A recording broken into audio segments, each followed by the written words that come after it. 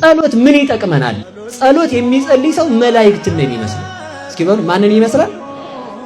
የመላእክት ሕይወት ምስጋና። እስኪ በሉ የመላእክት ሕይወት በሉ ምንድነው? የበሬ ሕይወት ደግሞ ሆድ ነው። የጅብ ሕይወት ደግሞ ሆድ ነው። የአሳማ ሕይወት ሆድ ነው። የመላእክት ሕይወት ጸሎት ነው። አልቦሙ እረፍት ወእረፍቶሙ ኢትያኮቴቶሙ። ለመላእክት እረፍት የላቸውም። እረፍታቸው ምንድነው ስትል ምስጋና ነው። የመጀመሪያውም የመጨረሻውም የመላእክት ሕይወት ምንድነው ከተባለ ምስጋና ነው። ምስጋና ዘወትር ማመስገን። አመስግነውም ሲጀመር ሊቃውንት ምን ይላሉ መሰላችሁ? ወኢይመስሎሙ ከመ ዘቀደስዎ መጠነ መንፈቃ ለዕለት እማመ ተፈጥረ ዓለም እስከኔው።